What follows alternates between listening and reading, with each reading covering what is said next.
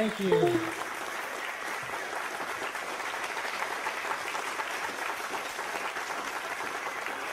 Thank you so much. I am so excited to be here tonight. My name is Richard Gage, AIA. I've been a practicing architect for 20 years, and I'm a member of the American Institute of Architects.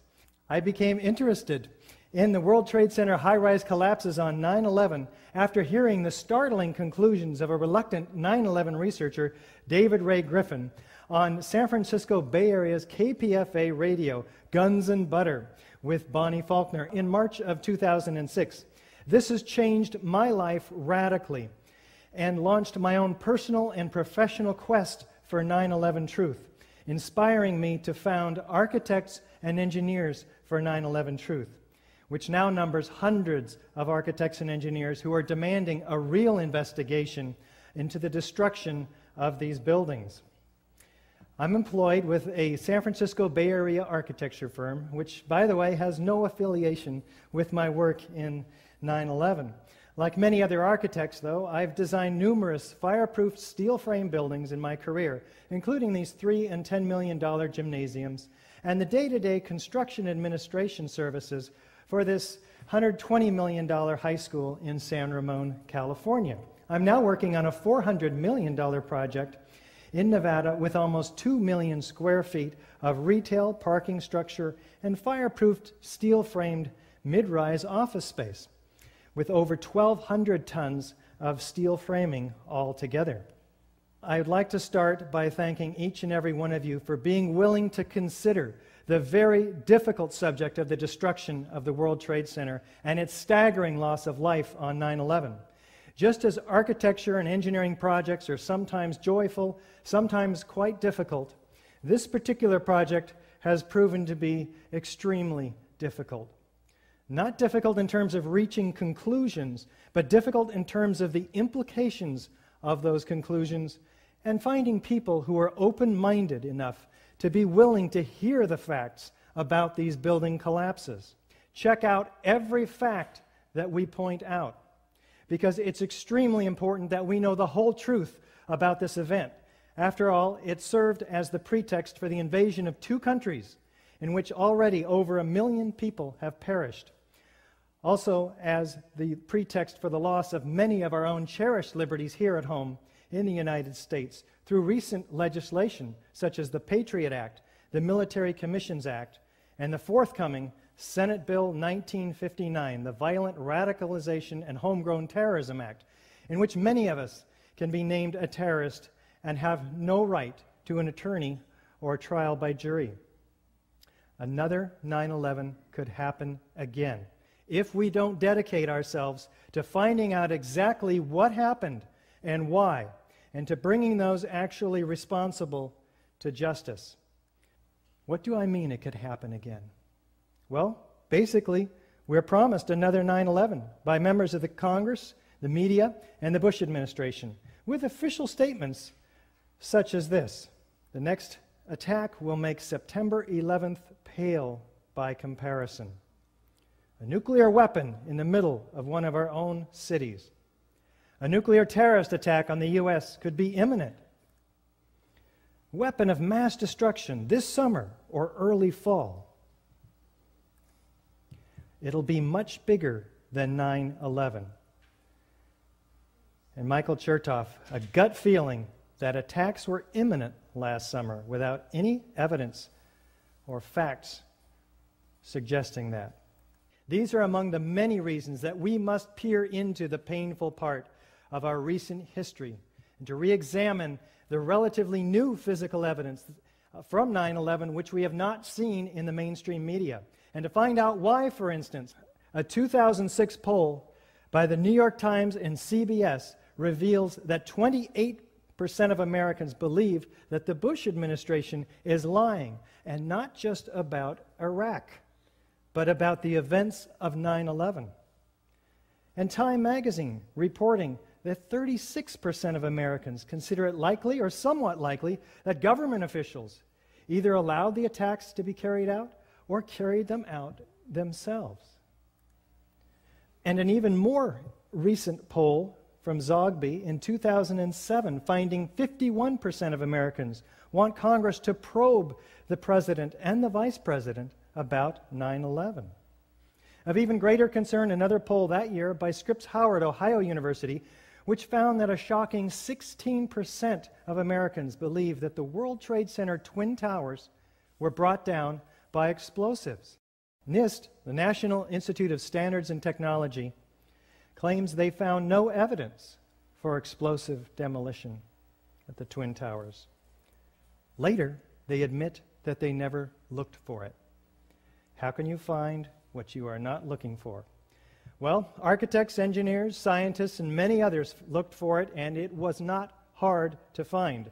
We've been speaking about it for 2 years now in over 36 cities, in a dozen states, and in Canada. We're proud to be a part of the international 9/11 Truth movement, which is growing by millions every year.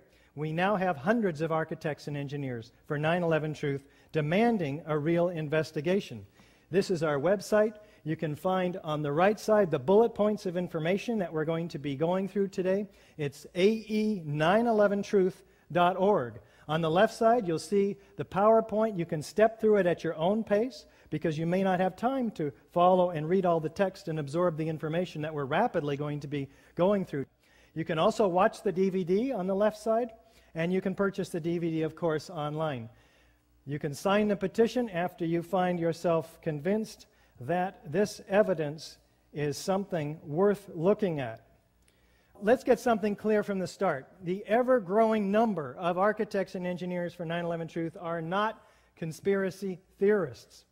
We're building and technical professionals looking at the science-based forensic evidence in the destruction of these high-rises on 9/11. As Joel Hirshhorn, PhD, says, first, let the technical truths emerge. Then, if necessary, cope with the inevitable conspiracy and other questions. Tonight, we're presenting to you the technical truths, the evidence found for the explosive demolition of all 3 World Trade Center high-rise collapses on 9/11, the iconic Twin Towers and the mysterious Building 7. 9/11. Just the utterance of it brings us right back to the terror-filled morning. We were subjected to these shocking attacks, killing thousands of Americans, destroying cultural icons. The 6 years has given us time to step back and examine these events more objectively, to step back from the shock-induced trance, really, to evaluate the relatively new evidence that's only come out in the last couple of years, and to re-examine these 3 high-rise collapses more objectively. Let's begin with an overview of the events of that morning in order to start us off on the same page, looking at the jets and the impacts and how this myth developed. On September 11th, we learned that 4 passenger planes were hijacked and taken radically off course. Within an hour, 2 of the planes had flown into the enormous steel towers of the World Trade Center, creating fires and eventually toppling them.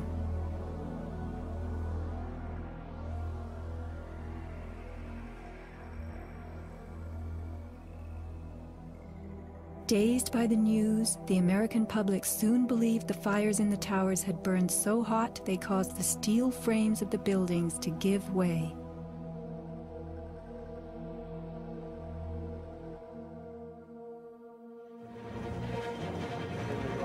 A myth developed, fed by official sources through the media to a bewildered audience.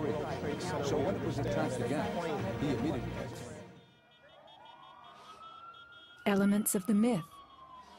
The impact of the airplanes, gallons of burning jet fuel, steel melting, the buildings failing and suddenly imploding.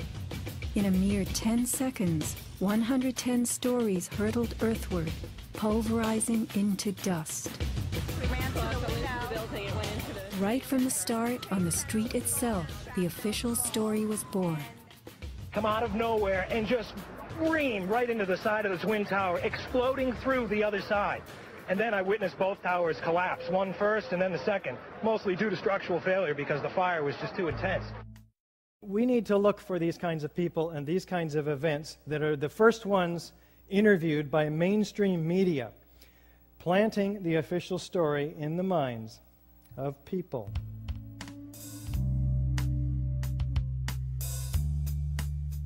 The myth bled into the FEMA report and was echoed by the experts. It was the combination of the impact load doing great damage to the building, followed by the fire, that caused collapse. Well, let's take a look at that. What we do is we apply the scientific method, which many of us learned in 7th and 8th grade. It's the best way yet discovered for winnowing truth from lies and delusion. The simple version looks something like this. We formulate a question. How did the Twin Towers collapse? We perform research. We make observations. We construct a hypothesis. We have an idea how it collapsed. It collapsed by fire. It collapsed by explosive controlled demolition. We make some predictions. And we test those predictions and those assumptions with experiments. Objective, verifiable, repeatable experiments. We analyze the results and we draw conclusions. Now, if those conclusions are found to be corroborated by the evidence, we report it in an open, transparent manner where our experiments and our findings can be repeated. If it is not found to be corroborated, we think and try again and construct a new hypothesis with new observations, new research. Buildings are destroyed by a number of different forces, each of which have very different and identifiable characteristics. For instance, fires affect buildings quite differently than controlled demolitions. Fires, by their nature, tend to creep from place to place. As they run out of fuel, moving to fresh new fuel sources, leaving the burned out area to cool. So when collapses do occur, and by the way, you'll note that they've never occurred in over 100 examples of very hot, very large, and very long-lasting fires, buildings tend to fall over. They fall asymmetrically. They're burned out on one side organically, if you will. It's a natural process. They don't fall straight down through the path of greatest resistance. Let's listen to Jonathan Barnett from FEMA talk about what fires are expected to do in steel buildings. The way in which steel-framed buildings behave in fires depends on their construction. In this test, done by British Steel in 1995, a large amount of typical office furniture was burned to see what would happen to the heavy steel beams that supported the ceiling. When steel is bare, when it heats up, it gets weaker. It's not that it melts in a fire. In fact, the fires, normal fires, are not hot enough to melt steel. Even if you were, for example, to use an unusual fuel like kerosene, you cannot achieve temperatures hot enough to melt steel. But what happens is it starts to lose its strength. And as it loses its strength, it starts to sag. It becomes softer and sags and can no longer support the load. This was the largest test of its kind ever conducted. It showed how unprotected steel can be distorted even by a normal office fire. But as is typical in steel buildings, the structural beams only slowly and progressively warped and sagged. There was no chance of a sudden collapse. In over 20 years, I have not seen, until recently, a protected steel structure that has collapsed in a fire. So what was the cause of the devastating, explosive failure that happened to the World Trade Center? These particular buildings collapsed. They follow the path of least resistance, or they fell over. You can see that the building structure holds the building together in some recognizable form. The structural elements have not been dismembered from each other, and their concrete is not pulverized to dust. They follow the path of least resistance, which is generally over. These buildings exploded. Witnesses hear sounds of explosions. They see flashes of light. There's thick, billowing, and enormous pyroclastic clouds of pulverized concrete.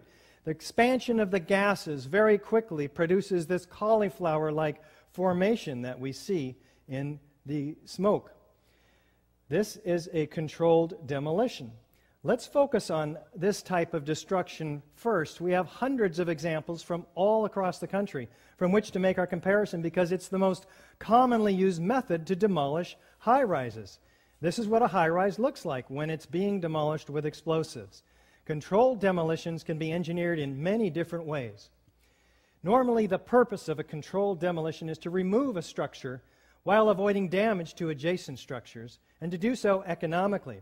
Typically, a tall building like this is demolished by placing thousands of cutter charges throughout the columns and beams in the building and then detonating them in a very precise order, starting with the interior structures and then progressing outward, synchronistically timed floor by floor.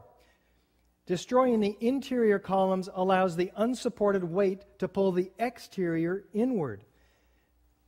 Destroying the building from the ground up allows the weight of the building to be harnessed to do much of the destruction. So the result is an implosion, producing a vertical, symmetrical collapse at free fall speed into a consolidated rubble pile that's broken up and ready for loading and shipment. Now, this is a feat that only a handful of companies in the United States can accomplish. Let's take a look at some of the key characteristics of controlled demolition. First, we have a sudden onset of destruction at the base of the structure. We have straight down symmetrical collapse into its own footprint because demolition waves remove the column support, resulting in a free fall speed, virtually, through the path of what was the greatest resistance, thousands of tons of structural steel. We have a total dismemberment of the steel structure, so it's loaded and ready for shipment. We have minimal damage to adjacent structures, sounds and flashes of explosions heard and seen by witnesses, enormous clouds of pulverized concrete, squibs sometimes, explosive charges that go off at the wrong times, chemical evidence of cutter charges.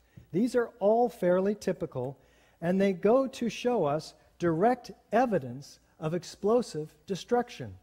Now, the interesting thing is that not one of these typical characteristics of controlled demolition can be explained or accounted for by fire, let alone all 10 of them.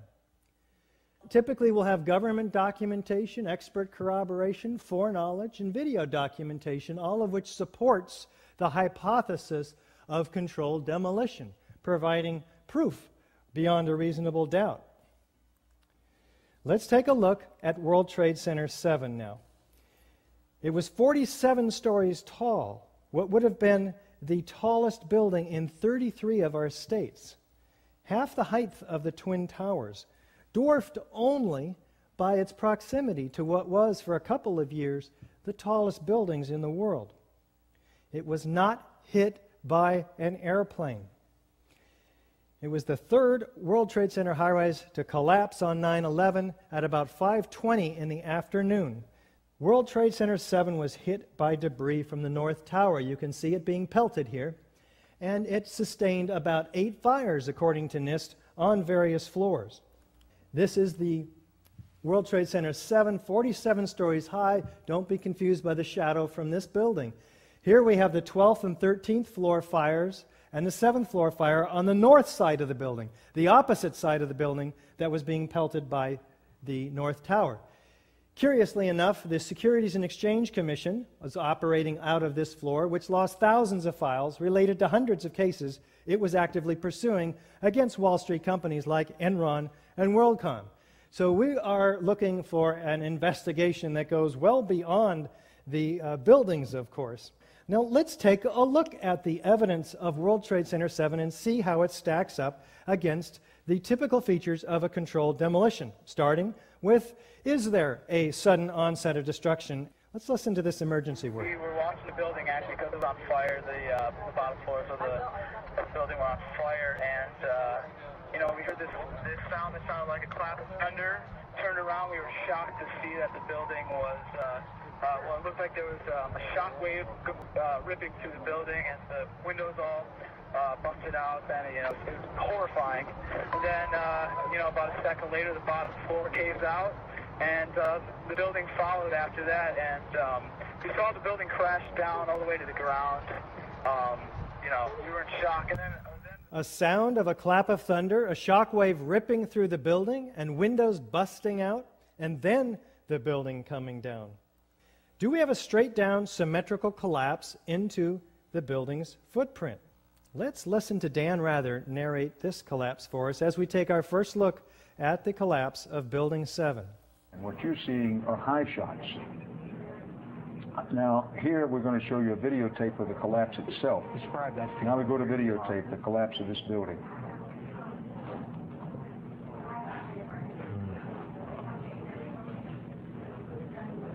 It's amazing. Amazing, incredible, pick your word. For the third time today, it's reminiscent of those pictures we've all seen too much on television before, when a building was deliberately destroyed by well-placed dynamite to knock it down. What, Dan? Deliberately destroyed by well-placed dynamite to knock it down? Dan never repeated these words after this first day. In fact, we didn't see this building coming down after 9/11. Let's take a look from West Street. Maybe we haven't quite understood yet what's going on.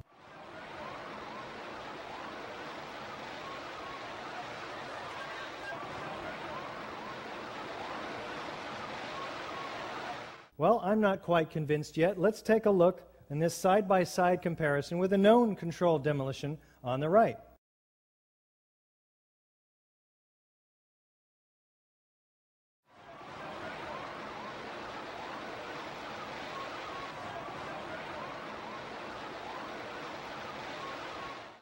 Did the building fall into its own footprint? Pretty much so. A little bit of overlapping into the street. I could have done a much better job myself. A tidy rubble pile, nevertheless. Do we have demolition waves? And how do these remove the column support? Well, here's a floor plan of Building 7. Now, to bring a building smoothly, symmetrically, into its own footprint without falling over, what we have to do is remove the core columns, because what we want to do is bring the outside of the building in on itself. Now, this involves a high degree of precision that fire is not capable of, being an organic process. We're told by NIST in a December 18th update meeting that we attended via telecon that there is virtually no influence in the collapse from the debris from the North Tower or the damage caused by it, or from the diesel that may have been spilling out of the diesel line. Why? Well, the east penthouse is the first part of the building to collapse a few seconds before the global collapse. And so NIST is now targeting column number 79. And so that is where they say the collapse initiated. Do we have a free fall speed of collapse through the path of greatest resistance? Let's listen to David Chandler. We can measure the downward acceleration of Building 7 by video frame analysis. I used a magnifying glass to place markers on the corner of the building on each frame. From this we can get a data table and various graphs. The slope of this graph indicates acceleration, which is shown here to be about minus 10.279 plus or minus 0.6. Free fall in a vacuum is minus 9.8 in these units. That falls within the margin of error of this measurement. In other words, the rate of fall of Building 7 in the first few seconds is indistinguishable from free fall in a vacuum. What are we talking about? You can see second by second the building gaining downward momentum. You can plot the drop distance on a graph of time, and it fits the free fall curve almost perfectly. What does this mean? That the columns had to have been removed, and removed virtually simultaneously on each floor, synchronistically timed, so the building had no resistance virtually on the way down. Do we have a total dismemberment of the steel structure? We had a 47-story skyscraper compressed to 4 stories. How does this happen? This building had some moment-resisting frames on several floors. That's where the beams are welded very rigidly to the columns. Do we have sounds of explosions, though? Here's Craig Bartmer from the New York Police Department. And the whole time you hear them thum, thum, thum, thum, thum. So, I think I know an explosion when I hear it. I was real close to Building 7 when it fell down. That didn't sound like just a building falling down to me while I was running away from it. There's a lot of eyewitness testimony down there hearing explosions. I didn't see any reason for that building to fall down the way it did. And a lot of guys should be saying the same thing. How about Kevin McPadden, former Air Force Special Operations Search and Rescue? He came back over with his hand over the radio, and it sounded like a countdown. And at the last few seconds, he took his hand off, and you heard 3, 2, 1, and he was just saying, "Just run for your life, just run for your life." And then it was like another 2, 3 seconds, you heard explosions, like boom. It's like a distinct sound. It's not like when in compression, like boom, boom, boom, boom, boom, like floors that were dropping and collapsing. This was boom, and like you felt a rumble in the ground, like almost like you wanted to grab onto something. That, to me, I knew that was an explosion. There was no doubt in my mind. Okay, thank you, Kevin. Do we have enormous clouds of pyroclastic smoke from the pulverized concrete? Watch the concrete entrained in the air racing down every street in each direction at 35 miles an hour. This incredible volume of pyroclastic dust enfolding itself. It takes incredible quantities of heat to create this kind of action. A lot more heat than the 8 various fires that were on these floors. Do we have pools of molten iron? Let's start with the South Tower now. This section applies to the World Trade Center Twin Towers and Building 7. We're told by NIST that this substance must be melted aluminum from the airplane. But melted aluminum looks like melted aluminum. It's silvery. It doesn't glow in daylight conditions. As of 21 days after the attack, the fires were still burning and molten steel was still running, says World Trade Center structural engineer Leslie Robertson to a conference of structural engineers on October 5th, 2001, 1 month after 9/11. Fires burned, molten metal flowed in the pile of ruins, still settling beneath my feet, says Sarah Atlas. Well, what do the first responders and the demolition contractors say about molten metal? Saw pools of literally molten steel. Molten metal beams had just been totally melted. It was dripping from the molten steel. Steel flowed in molten streams. They're finding molten steel, seeing the molten steel, uncovering red-hot metal beams. Molten metal, red-hot, weeks after the event. Molten steel at the heart of the tower's remains. Molten steel beams, streams of molten metal that leaked from the hot cores and flowed down the broken walls. Molten metal dripping from a beam. The end of the beam would be dripping with molten steel. And this structural engineer, Abu Hassan Astani from Berkeley, cites and documents, "I saw melting of girders in the World Trade Center. Still so hot that molten metal dripped down the side of the wall from Building 6. Debris past the columns was red-hot, molten, running. A fire truck 10 feet below the ground that was still burning 2 weeks after the tower collapsed. Its metal so hot that it looked like a vat of molten steel. Pieces of steel, still cherry red." One of the more unusual artifacts to emerge from the rubble is this rock-like object that has come to be known as the meteorite. It's this fused element of steel, molten steel and concrete and all of these things all fused by the heat. And architects, engineers, people who work with steel, welders have just never seen the level of destruction and the level of deformation of this material in our lives. These cooled meteorites are not aluminum because aluminum doesn't rust. So it's not a melted airplane.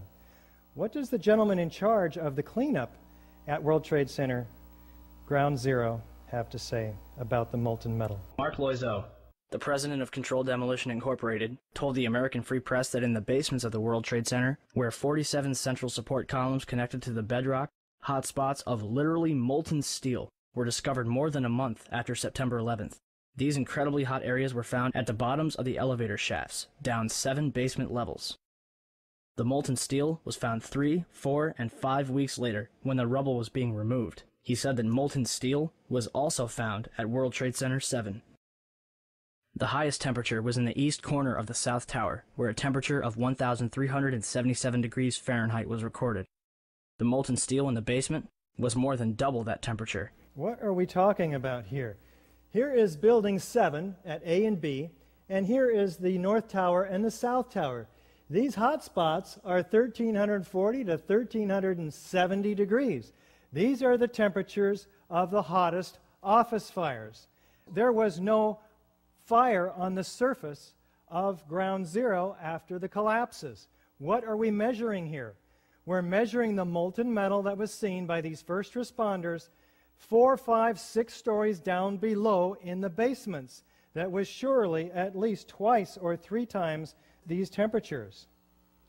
What's the problem with that? Office fires, Eager says 1,200 degrees. NIST claims 1,800 degrees, for which we have no evidence for office fires of that temperature in the Trade Center towers. Well, when something's salmon or lemon colored, it's 1,500 or 1,800 degrees. And structural steel doesn't even begin to melt until 2,700 or so degrees. We're missing 1,000 to 2,000 degrees of temperature, heat energy required to produce this stuff. Where is it coming from? We'll be taking a look at a possible suspect, thermite, which reaches temperatures of 4,500 degrees. Molten metal flowing off the substance held in the jaws of this backhoe. Now, let's listen to John Gross, lead engineer of NIST, tell us about the molten metal from his perspective. I'm curious about the pool of molten steel that was found in the bottom of the towers. I am too. And just tell me about it. Have you seen it? Well, not personally, but eyewitnesses there found huge pools of molten steel beneath the towers, and some scientists don't think that the collapse of the building could have melted all that steel. And physics professor analyzed some of the steel, and Stephen Jones, and he found evidence of thermate residue, which would explain how the buildings collapsed by means of pre-planted explosives. So, have you analyzed the steel for any of those residues? First of all, let's go back to your basic premise that there was a pool of molten steel. I know of absolutely nobody, and no eyewitness who said so, nobody who's produced it. You'd get down below and you'd see molten steel running down the channel rails. Like you're in a foundry. Yeah, like lava. Like lava. From a volcano. Out still on the rubble, it's still, I believe, 1,100 degrees. The guy's boots just melt within a few hours. This is how it's been since day one. Oh, it's unbelievable. And this is 6 weeks later, almost 6 weeks later. And as we get closer to the center of this, it gets hotter and hotter. It's probably 1,500 degrees. We've had some small windows into what we thought was a core at some point, and it looked like an oven. You know, it was just roaring inside. And it's just a bright reddish orange color. Underground, it was still so hot that molten metal dripped down the sides of a wall from Building 6. I know of absolutely nobody, and no eyewitness who said so, nobody who's produced it. What is the problem here? We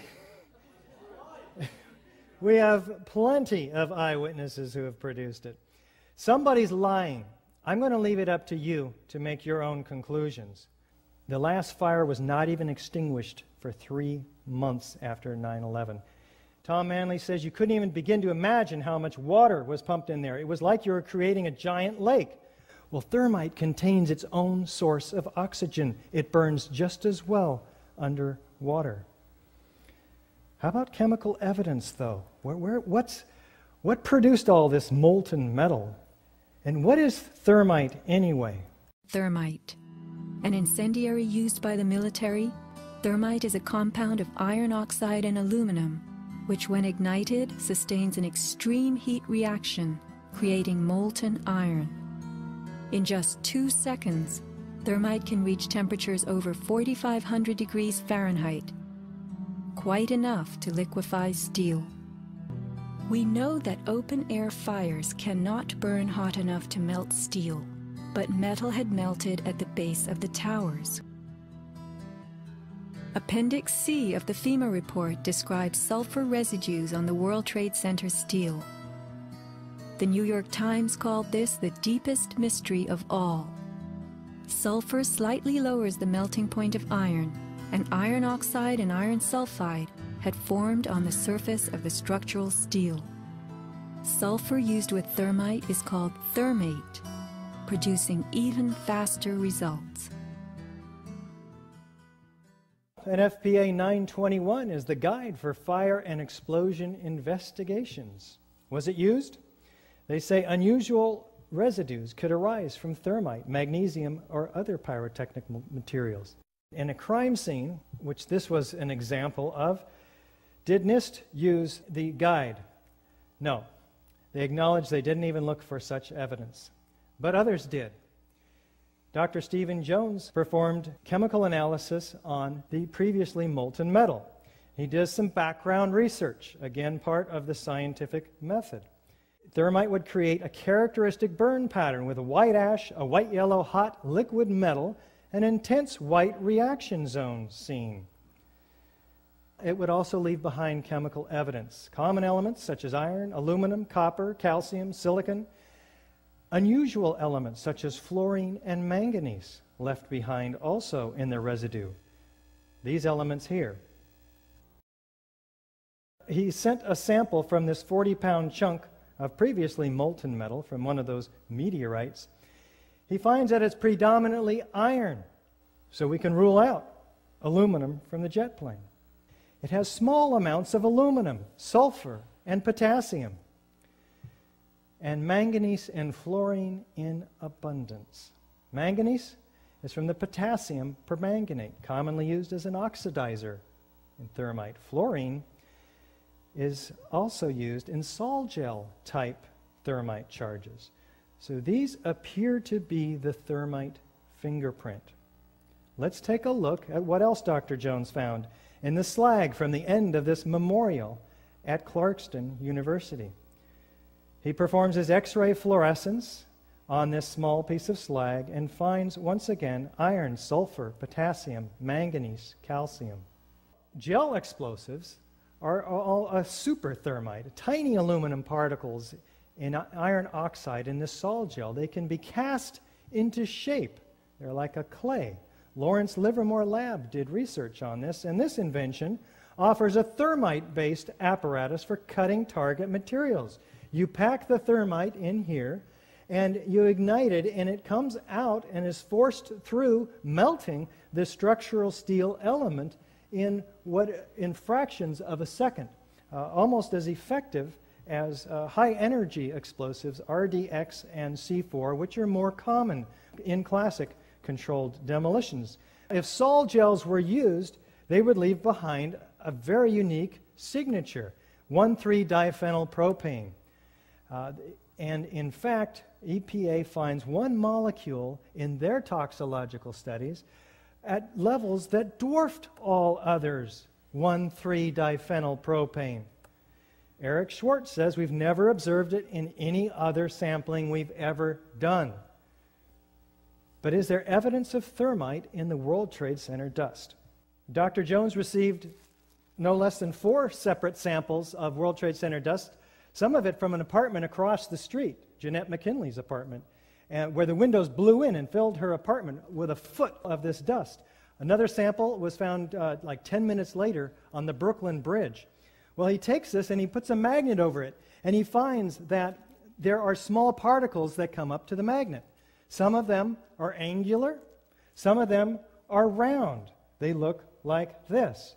In fact, he calculates by the weight of the amount of these spheres that he finds in the dust that there must have been about 10 tons for all of the dust that was available. They're about a 1/16 of an inch in diameter, the largest ones, and most of them, though, are smaller than a human hair.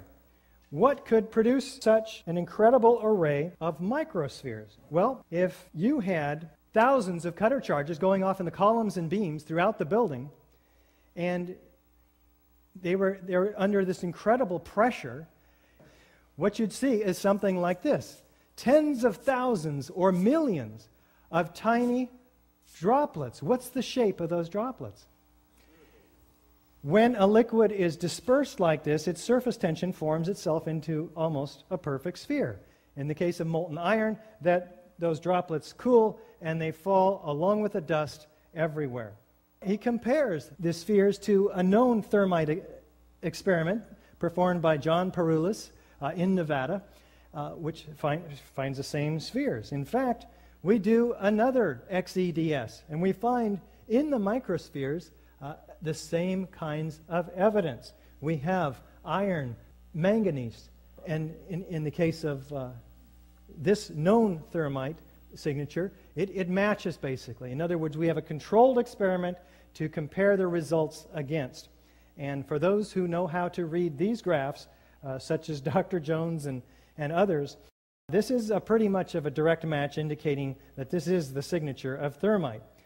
Dr. Jones is not the only one who finds these iron-rich microspheres. The EPA finds them in all the dust in the toxicological studies they're doing.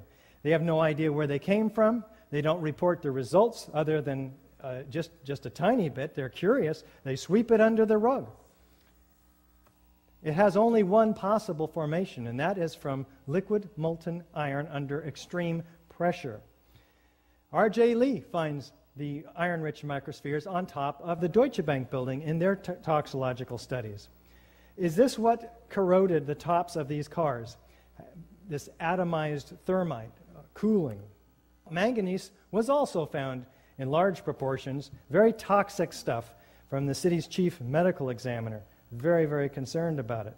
Well, Dr. Jones concludes that given the mix of trace metals present in these high concentrations in the dust, such as zinc, copper, manganese, and the formation of iron-rich aluminum spheres, it's clear that significant aluminothermic reactions occur, and he can reverse engineer this and suggest to us that there must have been in the thermite mix powders of aluminum, iron oxide, copper oxide, zinc nitrate, and potassium permanganate.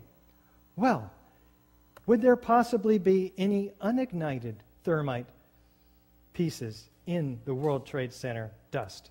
Indeed, he finds it. It also comes up to the magnet from his dust samples. Many chips. This one a 1/16 of an inch long, red on one side, gray on the other. The red side is composed of tiny iron oxide particles and aluminum. In fact, he does an XEDS on this stuff too, and he finds a little bit of sulfur, more aluminum, lots of iron, and manganese. And compare that to the traditional thermite, it's also a match for unignited thermite. This stuff is not made in a cave in Afghanistan. The Lawrence Livermore Lab came out with papers only a year or two ago about this stuff. The particles being so small allow for almost instantaneous ignition between the two chemicals, the aluminum and the iron oxide, producing very explosive results. Los Alamos Lab and Lawrence Livermore Lab have produced these results. Then he continues his study and finds additional chips that are partially ignited, with spheres embedded in them, indicating that the source of the spheres is, for all intents and purposes, identified very clearly here.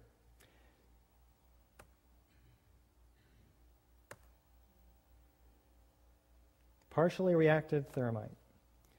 These results are documented in a peer-reviewed journal, in the Open Civil Engineering Journal. Volume 2. 14 points of agreement, he calls it, with official government reports on the World Trade Center destruction, because it turns out that there is much in common between the NIST report, the FEMA report, and the work that we are doing. And of course, there's much disagreement as well. But Dr. Jones is an optimist. So we're going to look for the points of agreement. He's also documented this in Applying the Scientific Method, which is on our website, ae911truth.org, also on journalof911studies.com.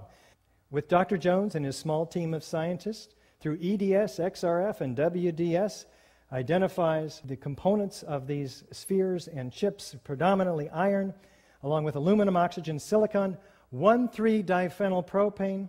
The results, coupled with the visual evidence, he says, at the scene, such as the flowing hot liquid metal, providing compelling evidence that thermite reaction compounds were deliberately placed in both World Trade Center towers and Building 7. Verify the results, please.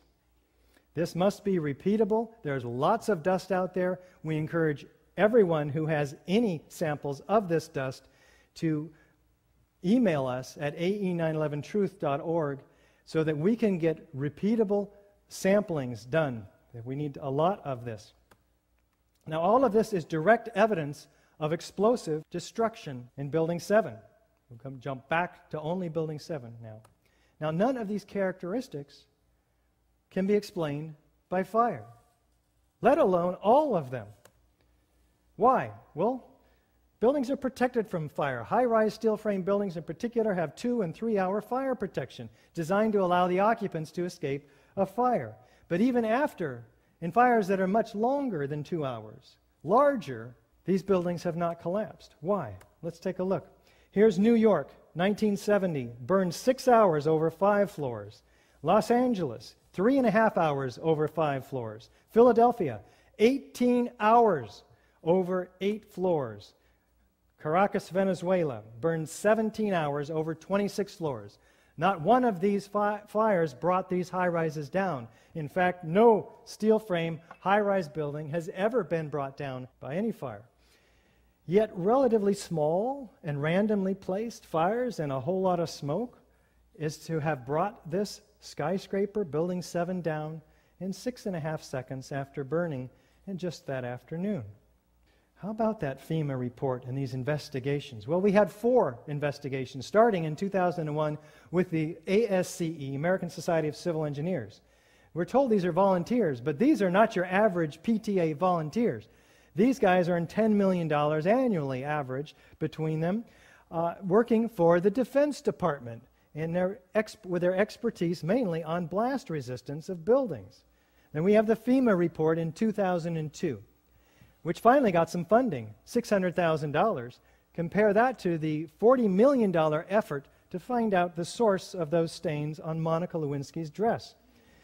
This is easily the 3rd worst structural failure in modern history. It deserves a far greater response and resources.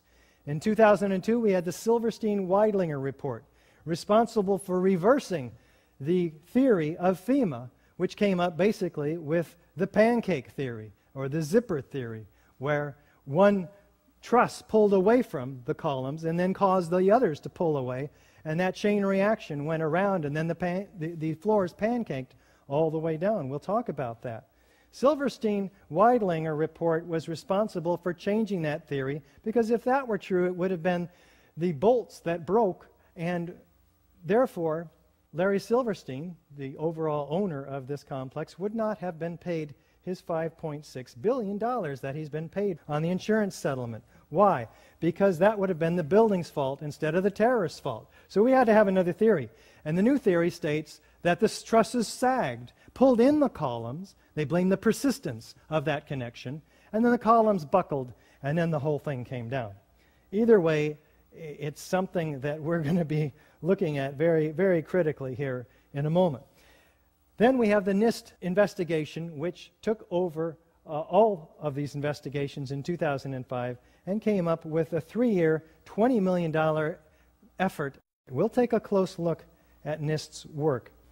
these experts who worked on these buildings all worked from the FEMA report, or most of them, into the Weidlinger report and into the NIST report. These are not independent investigation by any means whatsoever.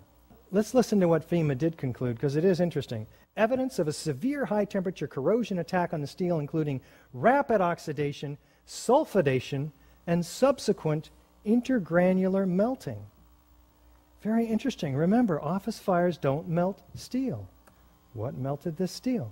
Sulfur formed during this hot corrosion attack on the steel. Here is the intergranular melting documented for all of us. Thank you. Capable of turning a solid steel girder into Swiss cheese, like this former column, wide flange column from the structural steel in Building 7.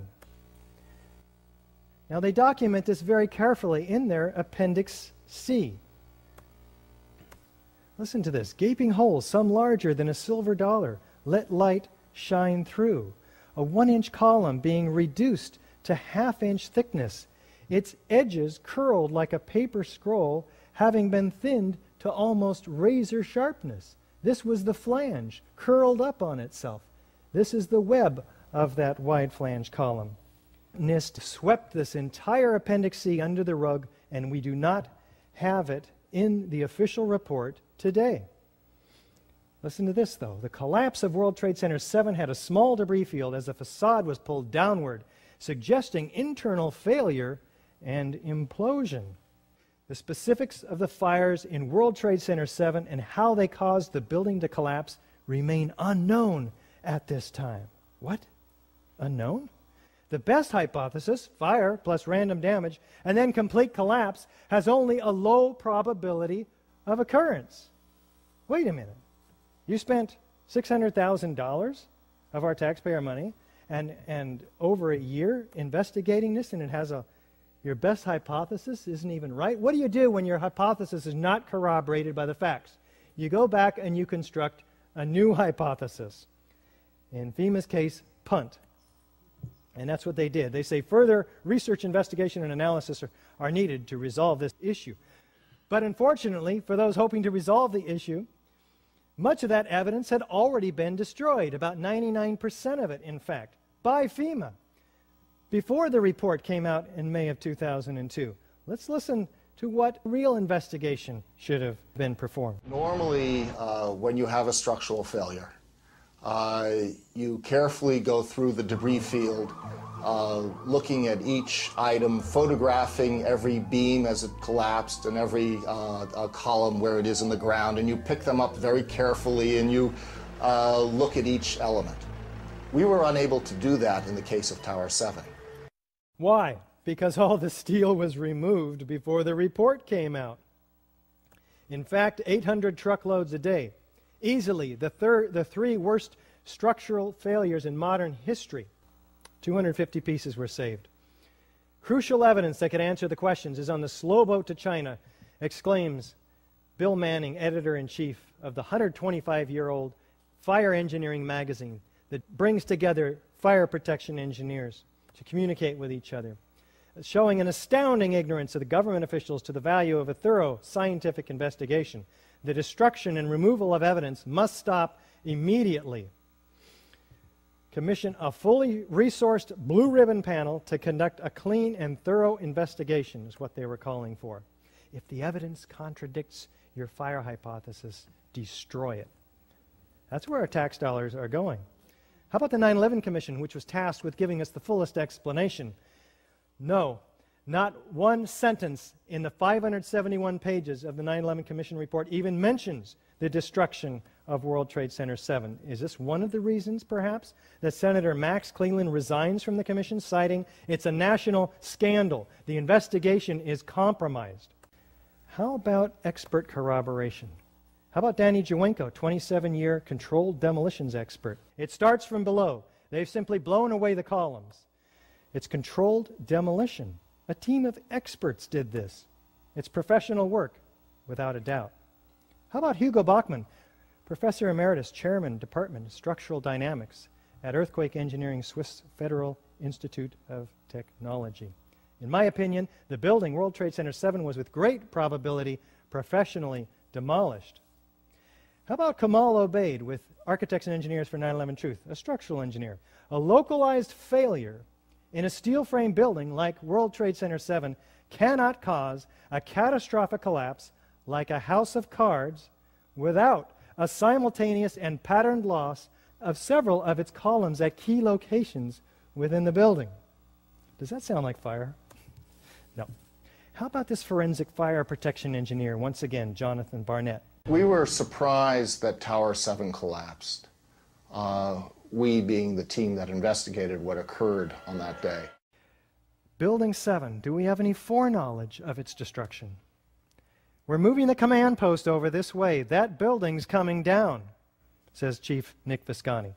Well, there was some structural damage, as we've noted, and they were concerned about it. By noon or 1 o'clock, they told us we had to move from the triage site up to Pace University, a little further away, because Building 7 was going to come down or being brought down, says Indira Singh, interviewed by Bonnie Faulkner on KPFA. Did they actually use the words brought down? Yeah, that's what they said. We're going to have to bring it down. This involves volition. Listen to these construction workers walking away from Building 7 and this police officer caught on CNN camera.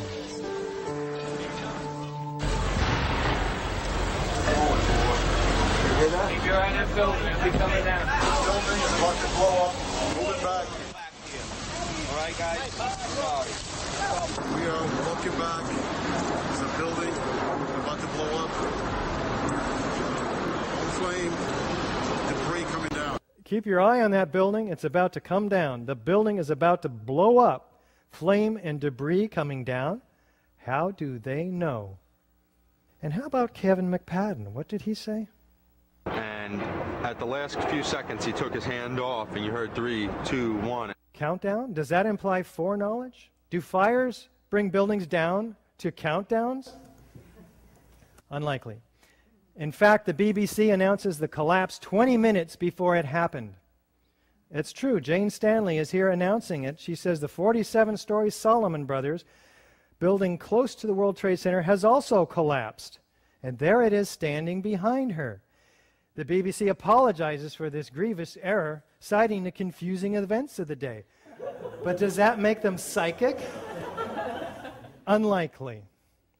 Is there some kind of script that's handed out, like the guy on the street, the Twin Towers, who had all the answers? I believe we've shown that Building 7 matches all of the features of controlled demolition in the classic sense. Is it likely that Al-Qaeda could have had access to this building, which had to have been one of the most secure outside the Pentagon? We have to ask ourselves that question a few times, because if they didn't, then who did? This is as far as we go. You need to go farther, and there are resources at your disposal to do just that. I will point them out after we look at the World Trade Center Twin Towers, because as clear as the evidence is for the destruction of Building 7 by explosives, the evidence is even more clear in the case of the Twin Towers. When you look at it with a new pair of glasses and looking at the forensic science-based evidence. Let's get introduced here. Some called it the crowning achievement of the international style, this pair of buildings. Others, heartless modernism. In fact, architect Robert Stern calls it gigantic dumbness, right? It's two squares extruded just to the point where they become the highest buildings in the world. Well, either way, no matter how you feel about these buildings, they did have innovative structural engineering led by John Skilling and his aide, Leslie Robertson, who helped Minoru Yamasaki preserve the simple sculptural purity of his forms. And you can compare this building to the elegant Art Deco of the Empire State Building and come to your own conclusions about design.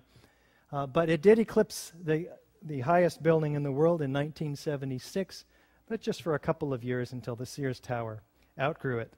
The structural engineering innovations were quite extraordinary, lending the award, the engineering project that demonstrates the greatest engineering skills and represents the greatest contribution to engineering progress and mankind, by the American Society of Civil Engineers. Let's take a look at what we achieved. We have 60-foot spans. We have a perimeter structure, which is like a tube structure, and this inner core. Let's take a look at it. Most high-rises up to this time were built on a dense grid of steel or concrete frames all the way throughout the building in a 20 or 30-foot grid. The Twin Towers were built as a tube structure with a very dense, strong mesh of steel surrounding the exterior and acting as a bearing wall, which resists the lateral loads, earthquake, and in the case of this building, particularly wind. Hurricanes up to 140 miles an hour it was designed to resist. This perimeter structure was 14-inch columns, 3 foot 9 inches on center. Inside was this core, a dense grid of 47 immense box columns, 4-inch thick at the base, 2-inch thick at mid-height. Prefabricated floor assemblies with 22-gauge steel decking, over which was poured reinforced concrete and held up by 29-inch deep open-web steel trusses. All of this, by the way, was completely pulverized on this floor structure on 9/11. We'll take a look at that. Now, these trusses were bolted to the perimeter columns and the core columns with these 5/8-inch bolts, which we talked about the different theories about what happened to those bolts. Now, this is a structure within a structure. This dense core structure would have remained standing 1,300 feet in the air if this surrounding, less strong floor structure were to have collapsed around it. In fact, the perimeter structure probably would have been left standing for a while until its lack of support gave in. This is the core columns, 52 inches by 22 inches along the long edge, almost solid steel at the bottom, continuously welded from the bottom all the way to the top. Now, any 1,800-degree fire would have been almost immediately conducted throughout this 100,000-ton heat sink. That's the reason there's been no collapse of steel frame high-rise fires, because of this steel. Hold a spoon over the stove. See how long you can hang on to it. Almost instantly, you'll be forced to let it go. Let's take a look at the structural imperative that was given to John Skilling. John Skilling and Les Robertson were the structural engineers who designed the streamlined steel frames of the Twin Towers in the 1960s. Because a wayward Army bomber flew into the Empire State Building in 1945, the towers were built with skyscraper crashes in mind. We had designed the project for the impact of our largest airplane of its time, the Boeing 707. That is to take this jet airplane, run it into the building, destroy a lot of structure, and still have it stand up. The building was designed to have a fully loaded 707 crash into it. That was the largest plane at the time. I believe that the building probably could sustain multiple impacts of jetliners because this structure is like the mosquito netting on your screen door, this intense grid, and the jet plane is just a pencil puncturing that screen netting. It really does nothing to the screen netting. A very robust structure, in fact. The forces coming down routed themselves around. They arched around the opening created by the airplane. In fact, Iger says the towers withstood the initial impact of the aircraft. This ability to withstand the initial impact is hardly surprising, given the robust nature. Now, we have the North Tower being hit at 8:46 in the morning, and about 102 minutes later, after fires traveled around the floors and up the floors in the case of the North Tower, the building did collapse. The South Tower was hit about 15 minutes later, and after only about 56 minutes, it collapses, as the fires were in fact diminishing severely. Skilling noted that he designed the towers to take a hit from a Boeing 707 traveling 600 miles an hour.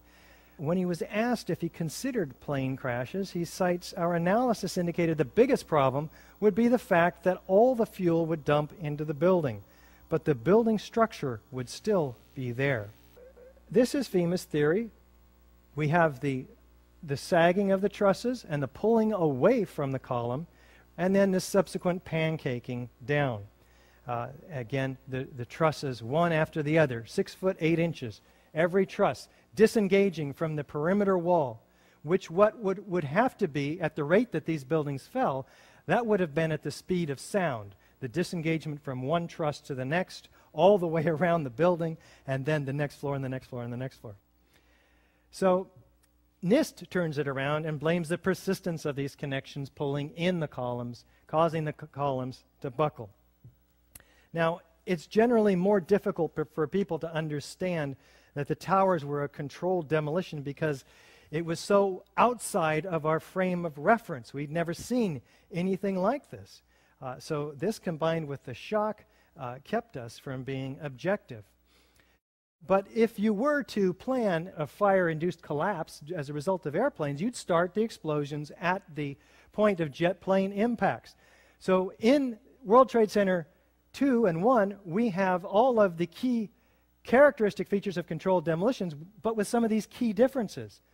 We have a beginning of detonation at the point of jet plane impacts, not at the base of the building. In addition, we have not an implosion, but where everything is being exploded outside the footprint. We have squibs, or these mistimed explosions, that occur 20, 40, and even 60 stories down below. And as we already discussed the evidence for thermite in the molten metal and in the dust in the iron-rich microspheres. So let's take a look, starting with the sudden onset. And what is the evidence for this, and how is it produced? Produced by these sounds and flashes from the explosions. Now, the city's fire commissioner, Thomas von Essen, requires all of his EMTs and firefighters to record their experiences, about 500 of them, and in 12,000 pages, as it turns out, collected from 2001 to 2002. The New York State Court of Appeals overturns the city's request to hold on to this information against the lawsuit by the New York Times. They failed, and why was the city holding on to this information? Was it because 118 of these firefighters witnessed sounds and flashes of explosions? We felt the ground shake. You could see the tower sway, and then it just came down. All of a sudden, the ground just started shaking. It shook my bones. Shortly before the first tower came down, I remember feeling the ground shaking. Somewhere around the middle of the World Trade Center, there was this orange and red flash coming out. Initially, just one flash. Then it just kept popping all the way around the building. The building had started to explode. It's like on television, they blow up these buildings. Seemed like it was going all the way around, like a belt. All these explosions. Pop, pop, pop. That's when I heard the building coming down. Saw a brief number of light sources being emitted from inside the building between floors 10 and 15. I saw low-level flashes. We actually heard the pops. You know, you heard the pops of the building. It was blowing out on all four sides.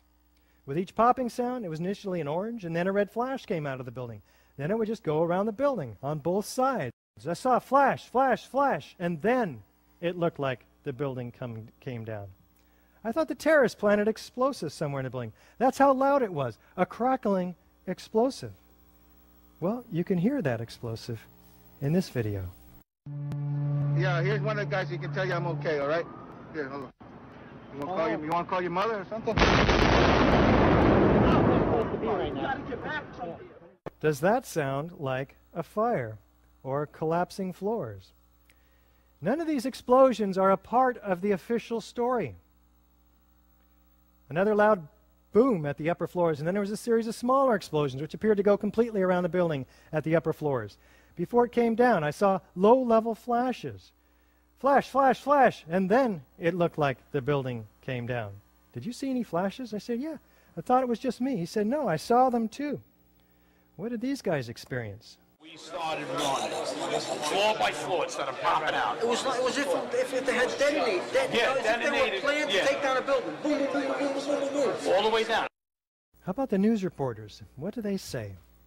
They tend to tell the truth, as we pointed out earlier, on the first day, and then we don't hear that truth again. What happens to it? Anybody who's ever watched a building being demolished on purpose knows that if you're going to do this, you have to get at the under infrastructure of a building and bring it down. The entire building has just collapsed, as if a demolition team set off. When you see the old demolitions of these old buildings, it folded down on itself, and it is not there anymore.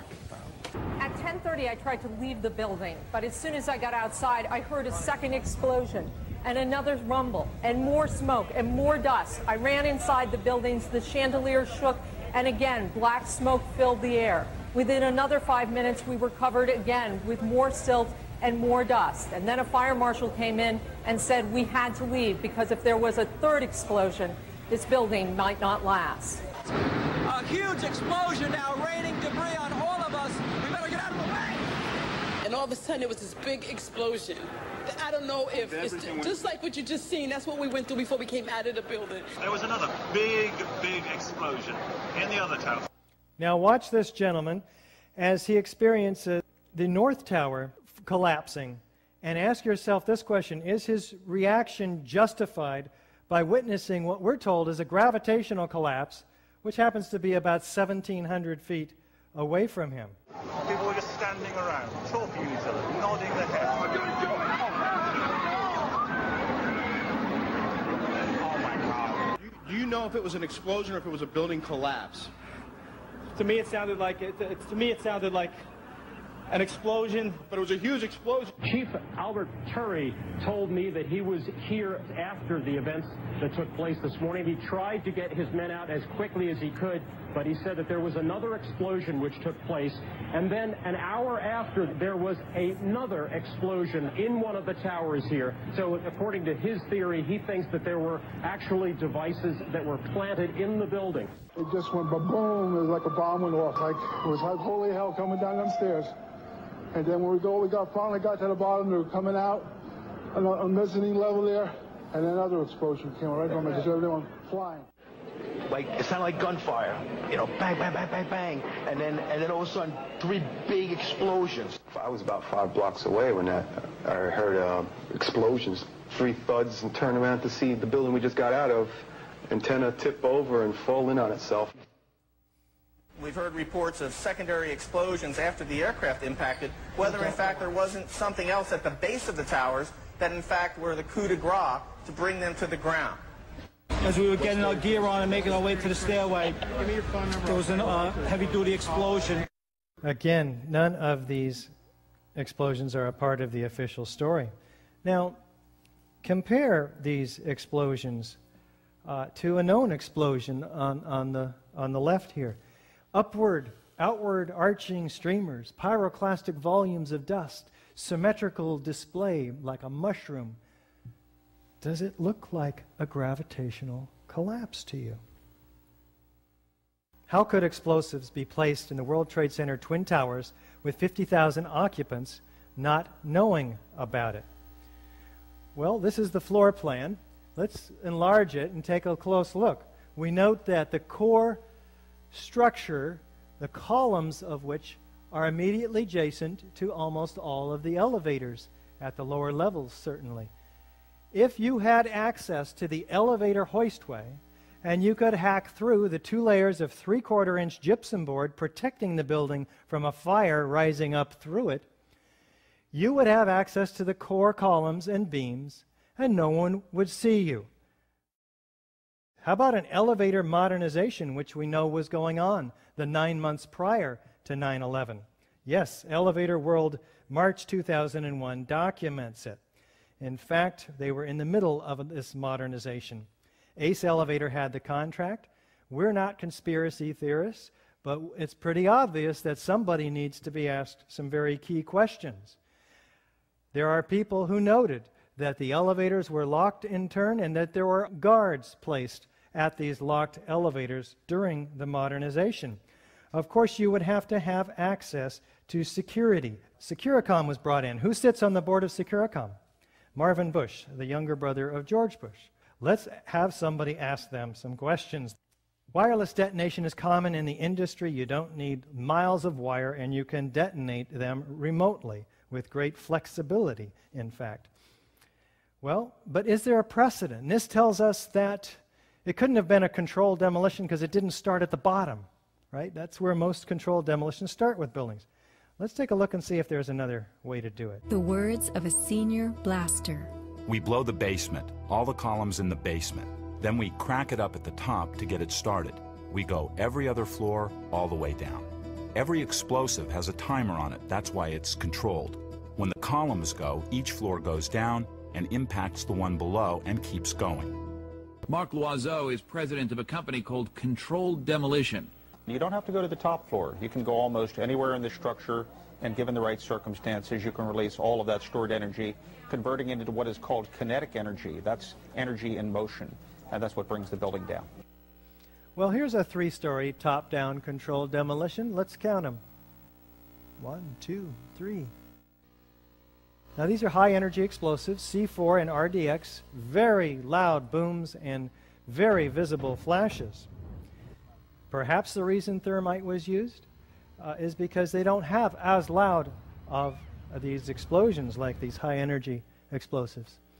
And they don't have the flashes that these do either. Here's a 20-story middle-down controlled demolition. You can start demolitions from wherever you would like. Let's look at the North Tower now. What I want to point out to you is that you're going to see some explosions up at the top of the building, curiously enough. And what's going to happen is this entire section is going to telescope such that half of it, its upper half, is destroyed before there's any movement from the jet plane impacts down. Let's take a look. Here's the first evidence of explosion, and then over here, and then the collapsing. Of course, the violent clouds which are emerging even prior to the collapse. We're going to take a close-up look after this second look. A new fuel source, which very well might be jet fuel that wasn't burned, it's getting new oxygen. Let's take a look now closer up. Right away, we're seeing clouds forming up here. Well, wait, the collapse is supposed to be just down here.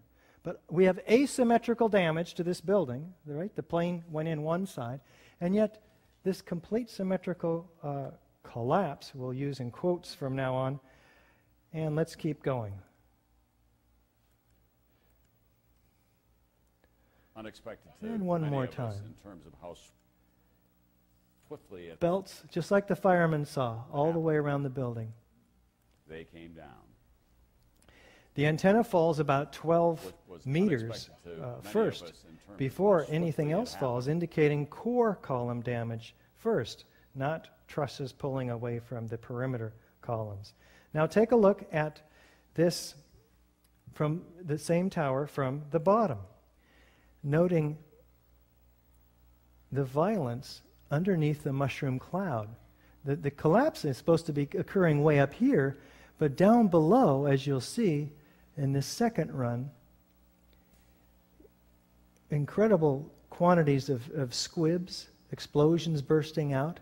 And on the third time, I'd like to direct your attention to this racing series of explosions down the right side in the corner of this building. About 40 stories below the collapsing building. It gets painfully obvious after a while, doesn't it? The entire building has just collapsed, as if a demolition team set off. When you see the Note these multiple nodes of these independent explosions. It's a little different than the North Tower. these old buildings, it folded down on But it's still incredibly the same after a while, after all of these explosions developed. Do we have a straight-down symmetrical progression of collapse outside the footprint? We had a 207-foot wide building. FEMA tells us, and you can see in this document, that we have a 1,200-foot debris field, equidistant around each tower. asymmetrical damage, symmetrical distribution, all through the site, in fact, and beyond. Do we have squibs, or these mistimed explosions? Some believe that these might be appropriately timed explosions. Whatever. In all the videos of the collapses, explosions can be seen bursting from the building 20 to 30 stories below the demolition wave. Here,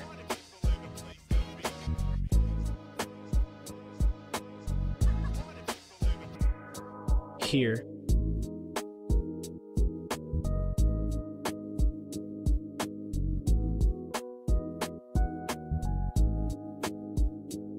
here,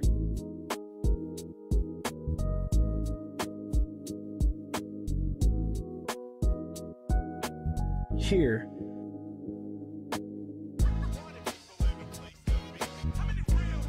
here,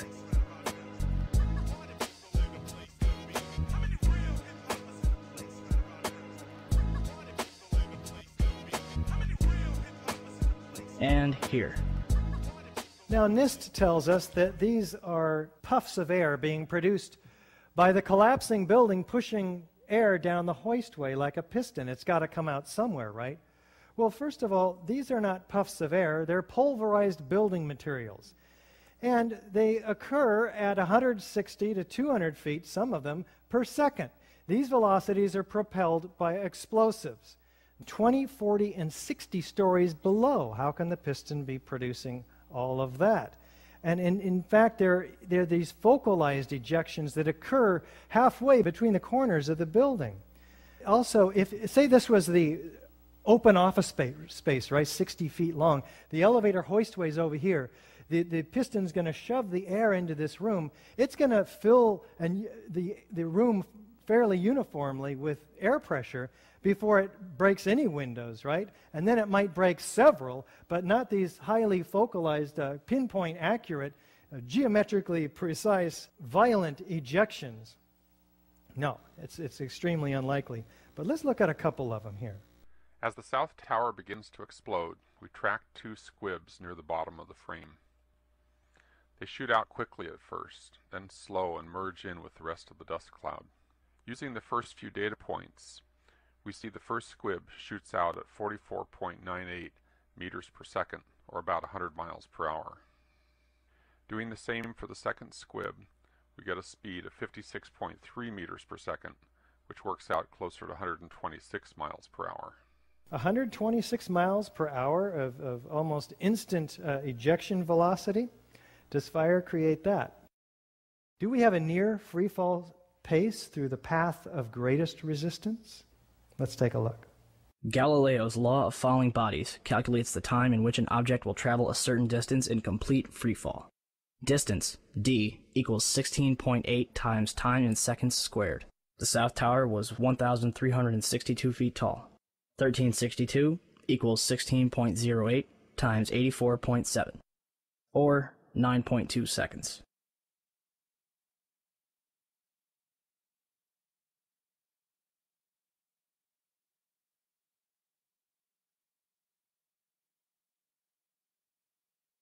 The Twin Towers came down in nearly free fall speed.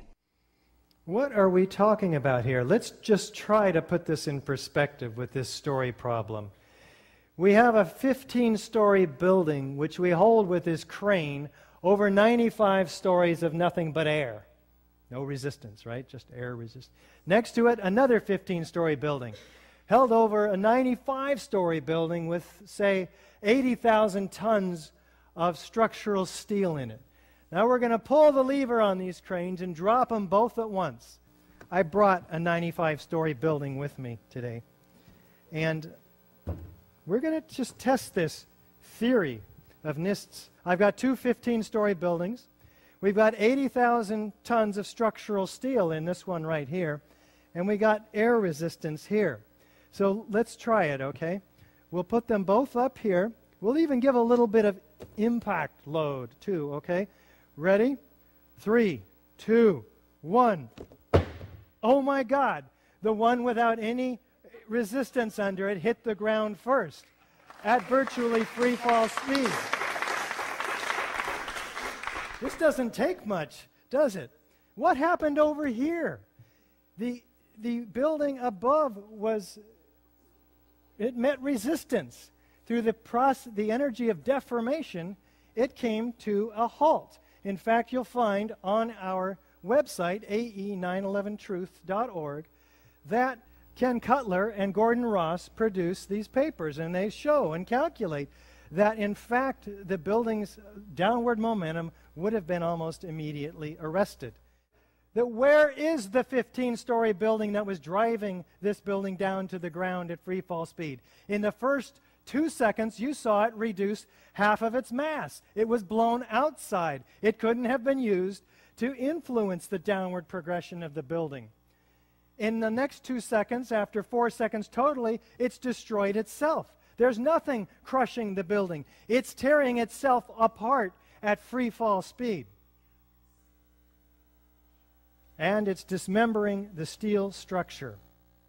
In fact, the leading edge of these mushroom clouds are full of perimeter columns, aluminum cladding, and other steel. Let's take a look at the South Tower in terms of dismemberment. See what's going on here. South Tower's on your left. It was hit lower by the aircraft, and as you can see, its descent starts, its rapid destruction starts there, and it begins to tilt to the left. Now, in fact, and it disappears into this cloud. We would expect to see this building, which is already tilted at 22 degrees and continuing its angular momentum, off-center of the building below it. How can it crush it symmetrically at free fall speed when it's already off-center? We don't see it either mangled up in some heap at the bottom down on the pavement. It's been completely dismembered. Let's take a look from below, though, because I'm not quite convinced. We have asymmetrical damage, and yet there's this symmetrical destruction occurring underneath the cloud all the way around the building like the firemen saw, even though this top mass has already fallen over. Free fall speed. Doesn't make sense to me. Steel frame structure was completely dismembered. There are no large chunks of building, only those shards that we saw of the perimeter structure. Does it look like a gravitational collapse to you?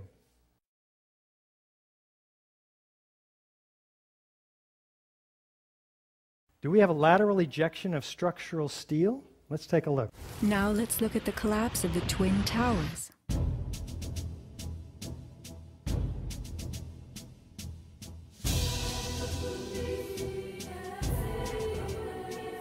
We are seeing explosions rather than implosions, a first in demolition history.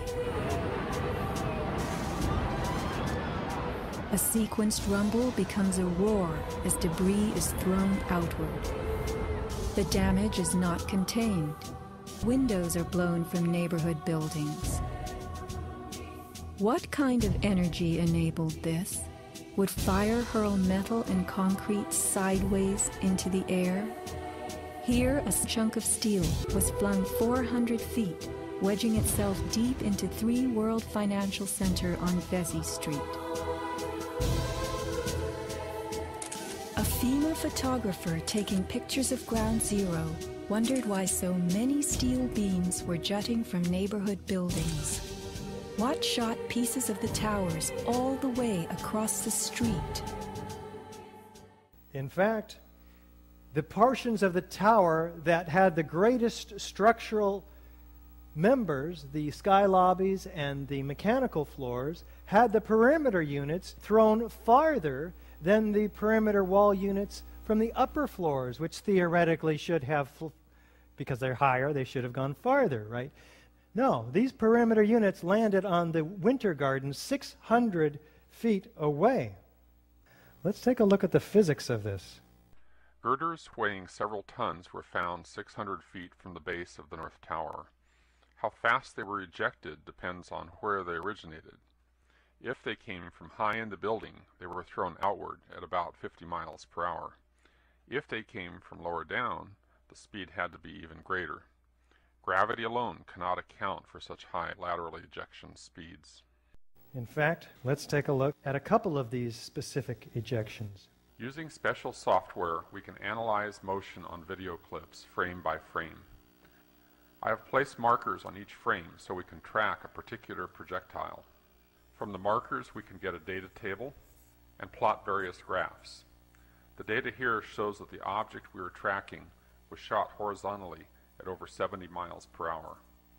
The energy needed to hurl a 4-ton girder at this speed is comparable to the energy needed to hurl a 200-pound cannonball 3 miles.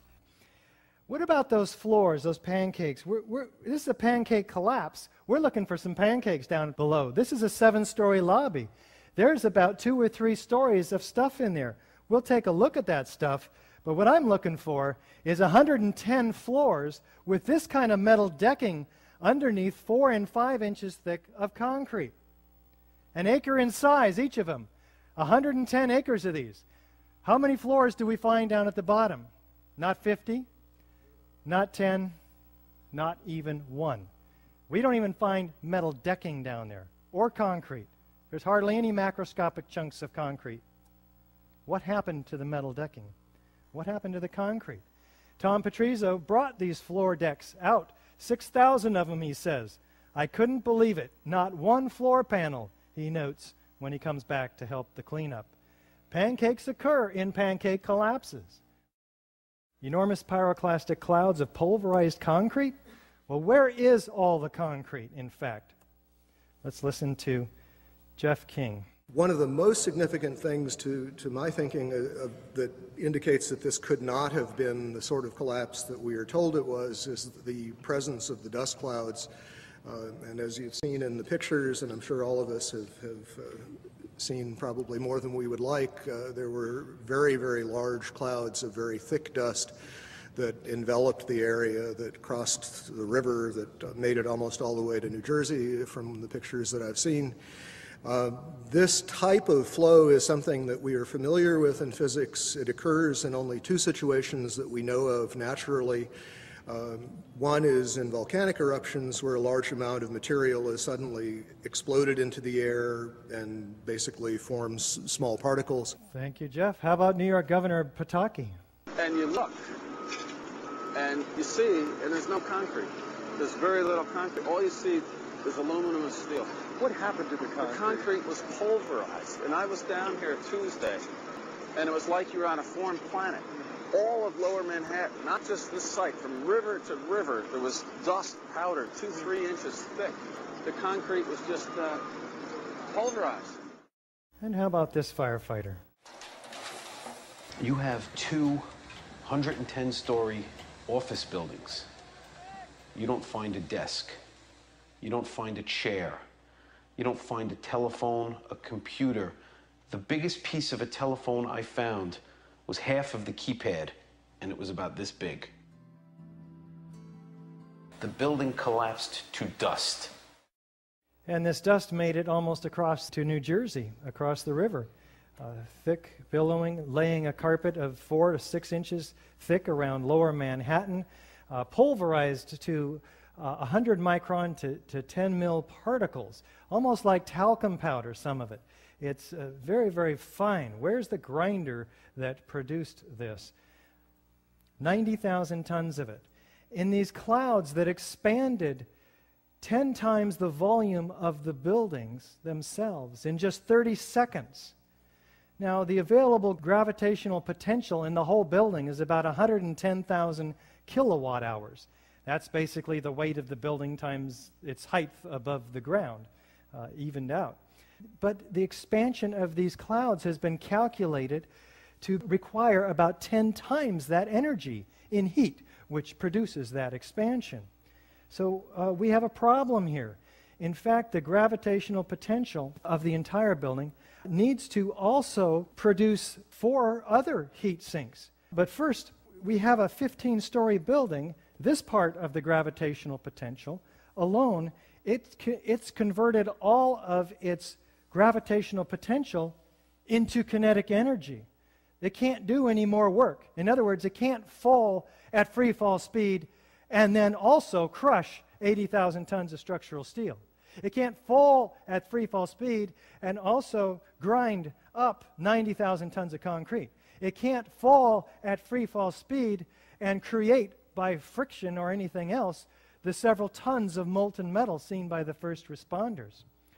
The energy doesn't add up. We're talking overall about 50 times the gravitational potential energy of the building to produce all of this phenomena.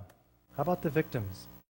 In April 2006, New Yorkers were distressed to learn that bone fragments, human remains from 9/11, had been found on the roof of the nearby Deutsche Bank building. And how, in God's name, did those fragments get there? And bone fragments less than a centimeter long. How could they be so small? 700 bone fragments, a half an inch long, found on top of the skyscraper across the street? Think about that one. There were 2,749 victims, but only 300 whole bodies were found. 20,000 pieces of bodies found, 6,000 small enough to fit into a test tube. 1,100 victims completely unaccounted for. In other words, no pieces large enough to gain any DNA from, vaporized. 200 pieces were matched to one single person. Can fire and a gravitational collapse account for this massive pulverization of people? We talked about the iron microspheres. We talked about the chemical evidence of thermate in them and in the slag in the ends of the beams. And we talked about evidence of thermite in and unexploded thermite in the dust itself. All of this is direct evidence of explosive destruction. And none of it can be accounted for by fire. Let's have Dr. David Ray Griffin sum this one up for us. These facts taken together render the likelihood of the official theory essentially zero. In fact, each of the 10 phenomena, the likelihood of it occurring without explosives being used is by itself essentially zero. But let's be generous and suggest maybe there's a 1% chance that these things could occur. Virtual free fall speed, straight down, enormous amount of dust. 1% chance. But when you figure up the probabilities then, when you say how many, that 2 of them would occur, 3 of them would occur, by the time you get up to 10 of them occurring without explosive, you're talking about the likelihood of 1 in a trillion. So we can say that the official theory about the towers is disproved as thoroughly as any such theory could possibly be, whereas all the evidence can be explained by the alternative theory, according to which the towers were brought down by explosives. The official theory is therefore an outrageous theory, whereas the alternative theory is, from a scientific point of view, the only possible theory. Thank you. How about that FEMA report? What does Engineering Magazine say about it? FEMA investigation is a half-baked farce, Bill Manning says, that may already have been commandeered by political forces whose primary interest, to put it mildly, lie far afield of full disclosure. The structural damage from the planes and the explosive ignition of jet fuel in themselves were not enough to bring down the towers. How about that NIST report? We got $20 million in 3 years. What happened with our tax dollars? Their task was to determine how and why World Trade Center 1 and 2 collapsed, and how and why World Trade Center 7 collapsed. Let's look at their objective. The focus of the investigation was on the sequence of events from the instant of aircraft impact to the initiation of collapse for each tower. For brevity in this report, this sequence is referred to as the probable collapse sequence. It doesn't actually include the structural behavior of the tower after the conditions for collapse initiation were reached, and collapse became, they say, inevitable. Wait a minute. You're going to spend 3 years and $20 million, and you're going to model every turbine in the airplane, and you're going to stop the entire investigation before the real action begins, right when the point where you're going to stop at the point where the truss was sagging and pulling in the first column, and you're just going to stop your analysis? How many engineers did you have working on this? And what are you concluding? They have 10,000 pages in this report. This is the half page that explains everything after that. No analysis. Let's see their conclusion. The structure below the level of collapse initiation offered minimal resistance to the falling building mass at and above the impact zone. Structural engineers do this every day. This is not rocket science. You have the known weight of this building mass. You have what are known columns below it in order to resist it. You put the building up there and you let it go in your models and you calculate what the resistance is. Why didn't they do it?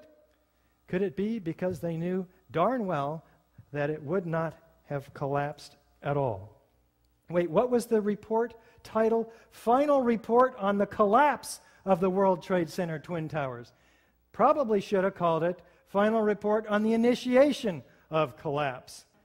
They also cast doubt on their own theory. They say to us in a letter to our request for correction, which several of us applied for and have yet to see adequate results from, we are unable to provide a full explanation of the total collapse of the Twin Towers. Thank you. We think so too. Prompting Jim Hoffman to write Building a Better Mirage, NIST's 3-year, $20 million cover-up of the crime of the century, in which he documents numerous unfounded assumptions.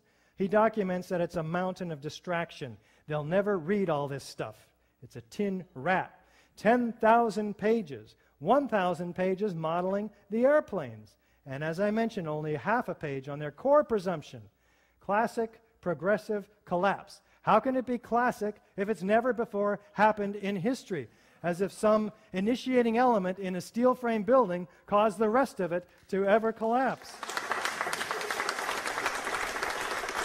He documents the startling omissions and outrageous lies, which you'll have to go into yourself when you have a little more time, and the fudged computer simulations. They document these unrealistic scenarios, C and D, and the realistic scenarios, A and B.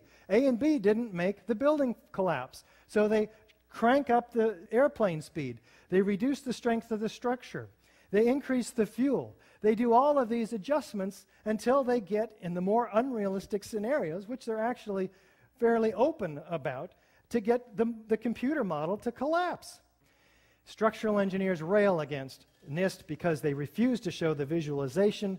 It's a black box. You cannot download any of this data. This was a public building, or at least before 3 months prior to 9/11, it was a public building, and it should be a public investigation. Clearly, it was a public event, prompting their former chief of their fire science division, Dr. Quintier, to call for an independent review. Let's look at real alternatives that might have been the cause of the collapse of the World Trade Center Twin Towers. Do we have any whistleblowers? Yes. Kevin Ryan, fired from his job for making public the fact that NIST hired Underwriter Laboratory to perform tests.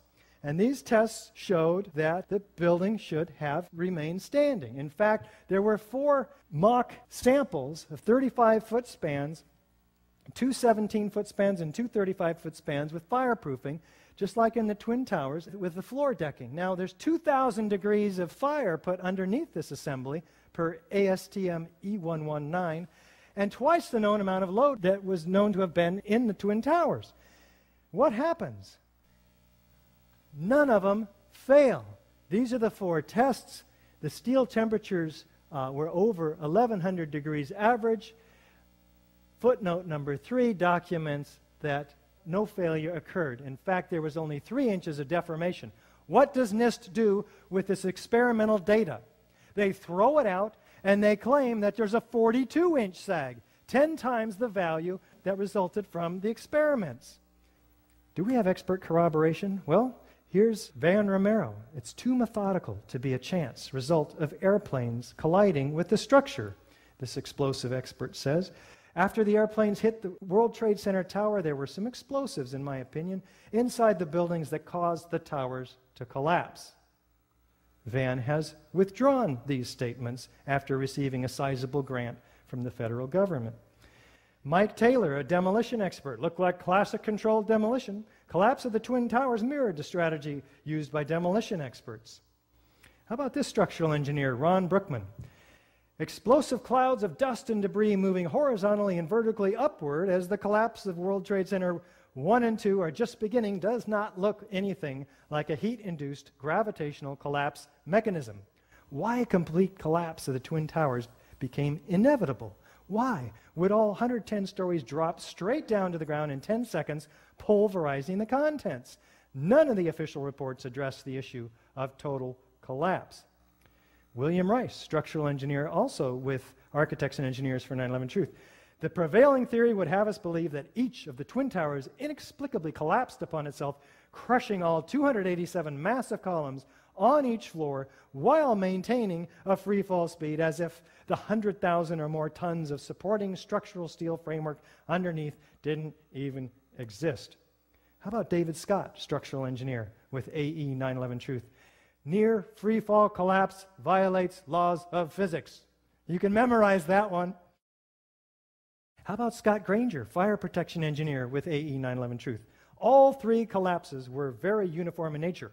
Natural collapses due to unplanned events are not uniform. How about Ed Muniak, with us today, fire protection engineer? The fires were very weak, oxygen-starved, as evidenced by the black smoke. Steel temperatures were low. All three World Trade Center collapses have no resemblance to any previous high-rise fire. How about Mathis Levy, who later joined the FEMA team? You've seen many of the managed demolitions where they implode a building and they cause it essentially to fall vertically because they cause all of the vertical columns to fail simultaneously. That's exactly what it looked like, and that's what happened. That's what happened? What happened, Mathis, after you joined the FEMA team? Did you look for controlled demolition with your initial hunch? No. Neither did this gentleman, Ronald Hamburger, who also joined FEMA after saying, "It appeared to me that charges had been placed in the building." Never looked for controlled demolition? How about foreknowledge of these two buildings? FEMA was on site with their exercise tripod too. They had hundreds of people from FEMA, federal government, and the state Office of Emergency Management. They were getting ready for a drill in downtown Manhattan for a biochemical attack. This is per New York Mayor Giuliani. Tom Kenny from FEMA says, "We arrived late on Monday night, went right into action on Tuesday." Coincidence? Maybe. Mayor Rudolph Giuliani. I went down to the scene and we set up headquarters at 75 Barclay Street, which was right there with the police commissioner, the fire commissioner, the head of emergency management. And we were operating out of there when we were told that the World Trade Center was going to collapse. Who gave you that warning? Did you warn the firemen and women? We have plenty of video evidence you've seen, and this suggests all the features of a classic controlled demolition with those exceptions which are atypical of classic controlled demolition. None of these features can be accounted for by fire, let alone all 10 of them. We have supporting evidence. This all goes to support the hypothesis of controlled demolition. It's proof beyond a reasonable doubt. If you're with me so far, you have big problems. It's much easier, given our human nature, to go right into paralysis and take no action because the implications of this are absolutely staggering. We come up with these kinds of questions, which are valid. Our government wouldn't do this to us. Well, we're not saying your government did this to you. Somebody was responsible for this. Somebody, somewhere on the inside. We don't know how high up it goes. We don't know how wide it is. I would have heard about it by now. You are hearing about it now. I didn't hear about it until 2 years ago. It couldn't have been kept a secret that long. Well, the Manhattan Project had thousands of people. It was kept quite a secret for a very long time.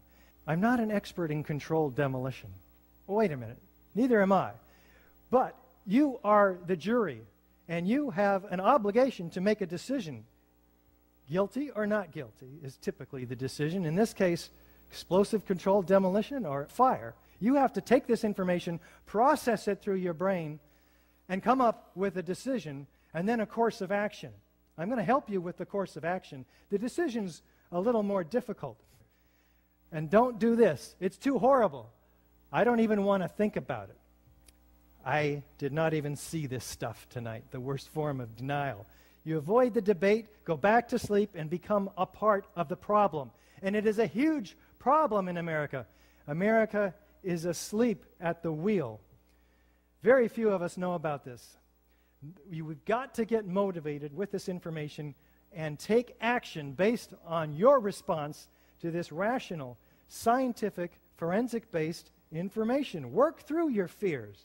Yes, there's fears. If this happened to us, then it could happen again. Then who's in control? Who did I vote for? There are a heck of a lot of questions. We have disbeliefs and mindsets that are contrary to our acceptance of this information. There's no way to get a handle on it for a lot of us. I'm a Reagan Republican. Consider what I had to go through. We got to get informed and inform every other architect and engineer that you can find and everybody else that you know. Support a new investigation. Support these people who demand a new investigation. How about 200 9/11 survivors and family members, 110 military intelligence, law enforcement, and government officials, 170 distinguished professors, 110 entertainment and media professionals, all endorsing a call for a new probe into 9/11. Visit patriotsquestion911.com and look for Andres von Bülow, the former defense minister of Germany, who says this is unthinkable without year-long support from secret apparatuses of the state and industry. How about Francesco Cossiga, who says the disastrous attack was planned and executed by the American CIA? How about Yukisha Fujita, traveling around the world today, prominent senator from Japan, demanding a new investigation? And Paul Hellyer, former Minister of National Defense of Canada. I'd like to see a much tougher, more in-depth inquiry. We have to try to get at the truth. Well, what happened to the truth? Let's take a look at this quote from William Colby. Maybe it can shed some light. The CIA owns everyone of any significance in the major media. That's a heck of a statement from the former director of the CIA. What does it mean? It's documented in many places, including Project Censored, dedicated to bringing all of us the 25 most censored stories from the mainstream media. Why did we not see the truth about 9/11? Well, it appears as if our government lied to us about the building collapses. The 9/11 Commission report reinforced that lie. FEMA and NIST justified it. And the corporate media repeated it, and they hammered it in. We really didn't have much of a chance. Now, we've shown here today that explosives were used to destroy each of the 3 World Trade Center high-rise buildings on 9/11. And it's known that it takes months of planning to set up and engineer and place these explosives. Do we think that Al-Qaeda had access to these highly secure buildings? So unfortunately, this is just the beginning of a disturbing but very essential journey for you back into the nightmare of 9/11. The evidence you've seen tonight is just a small fraction of the vast body of information that the 9/11 Truth Movement has assembled. The questions raised are numerous and ominous that must be answered in a new investigation. I encourage you to discover the evidence that I have not had time to bring to you tonight. It will take thousands, perhaps millions of us. Each one of us, therefore, in this grassroots movement has an ultimate responsibility to take the information that we provided and disseminate it. Get the DVD. Loan it to everybody you know. You must become a truth bearer. Email the AE911truth.org link along with a statement saying, check this out, to every architect and engineer you can find and everybody you know. We will turn heads in the halls of Congress.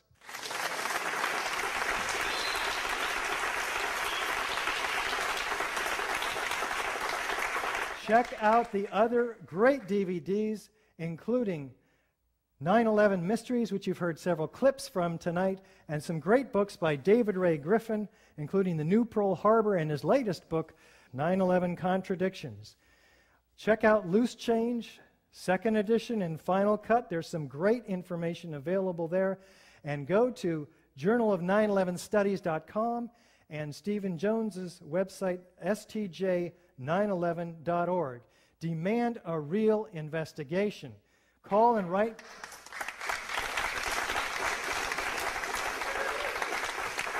Call and write your elected representatives. Write your local television stations, radio stations, newspapers. Call in to talk show hosts. Write to national TV and radio networks. Tell everyone you know. Ask questions, demand answers. Sign the AE911truth.org petition. Sign it demanding a new investigation. Stand up and be counted. There is nothing to fear but fear itself. Everyone can sign, architects, engineers, and all else. We have several categories of people. Millions of people are studying these matters. They're called the 9/11 Truth Movement. For the average person and for anyone that has looked into this to any degree, there is no shortage of information, evidence that, of course, the buildings were blown up. Why is it that it is so difficult to get people to simply just look? There is difficulty. I mean, it's not even easy for me as an architect to say, I've been studying this for 2 years. So people aren't open to this. I hear that. Sometimes they are, and it's refreshing. What you need to do is get one of these cards, and we provide it. We got hundreds of architects. We stick our neck out on the line for you. Let them call us conspiracy theorists. All you have to do is say, hey, there's a couple of hundred, 400 now, architects and engineers demanding a new investigation. What do you think? You know, you're not saying, hey, I'm a conspiracy theorist. Here's my conspiracy. No. Blame us and ask them, what does this picture look like to you? I'm just curious. 9 times out of 10, they'll say, it's an explosion. It's a mushroom. It's a volcano. It's incredible the responses you get. Support us by becoming a sustaining member. You can make a difference. We are a nonprofit organization that has our hands tied for lack of funds. We need to get the word out to the building professionals. For $10 a month, as little as that, you can become a sustaining member. Architects and engineers for 9/11 Truth are at the apex of the 9/11 Truth movement. Why? Because we have those who have the necessary credibility to raise eyebrows and gain attention. We need to get the vinyl banners, the DVDs, and the brochures into the hands of the real heroes of the 9/11 Truth movement, the people willing to get the message out on the street. We Are Change, Truth Action, Project for a New American Citizen. These folks need your support. We need to act. The power of truth is greater than the power of the lie. So get informed and begin to let the truth speak through you. And get informed through our website. You have all the information you need. Sign the petition here. Follow the red arrows. Become a sustaining member here. It's real easy. Given the numerous warnings of far worse terrorist attacks and war plans against Iran that are in place, we need to do something. Speak out, because a time comes when your silence is betrayal. Thank you so very much for your attention today.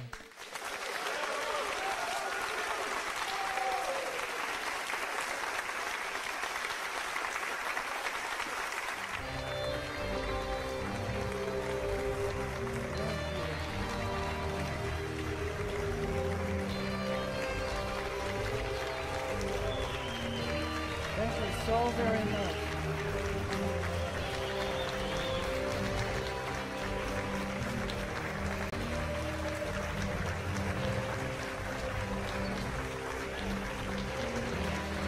Thank you so very much.